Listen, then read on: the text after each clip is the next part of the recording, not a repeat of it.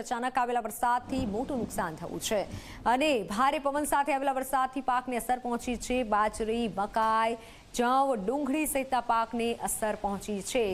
ડુંગળી, ઘાસચારાને પણ નુકસાન થયું છે અને ઊભો પાક કે જે વરસાદના કારણે પાકનો સોથ વળી ગયો છે।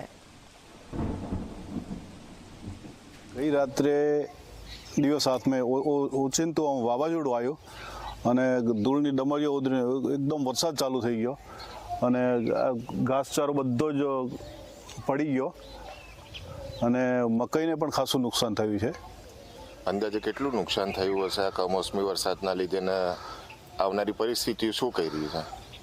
હજી 2 દિવસ વરસાદ રહેવાનો જ છે એટલે આ બધો જ સડી જશે અને નુકસાન તો ઘણું છે। નુકસાન તો સમગ્ર રાજ્યની અંદર કમોસમી વરસાદ આવ્યો અને ખાસ કરીને અરવલ્લી જિલ્લાની વાત કરીએ તો અરવલ્લી જિલ્લાની અંદર ગત સાંજે મોડી સાંજે અચાનક ધૂળ છાયું વાતાવરણ વરસ્યું અને અચાનક કાળા ડિબાંગ વાદળો આવ્યા અને ધડધડાધડ જે વરસાદ હતો એ વરસાદ કમોસમી વરસાદ વરસ્યો અને જેના કારણે ખેડૂતોને અત્યારે રાતના પાણીએ રોવાનો વારો આવ્યો છે। અત્યારે અરવલ્લી જિલ્લાના શાંતિપુરા કંપાની અંદર છે કે જ્યાં આગળ જુવાર, બાજરી અને ઘાસચારો છે, ઘાસચારો સદંતર નિષ્ફળ ગયો છે। તમને જે દ્રશ્યો બતાવી રહ્યા છે એ શાંતિપુરા કંપાની અંદર આવેલા ખેતરના છે કે જેના દ્રશ્યો તમે જોઈ રહ્યા છો કે જે ઊભો જે પાક હતો એ સદંતર બેસી ગયો છે ને જેના કારણે ખેડૂતોને મોટા પાયે નુકસાનીનો સામનો કરવાનો વારો આવ્યો છે।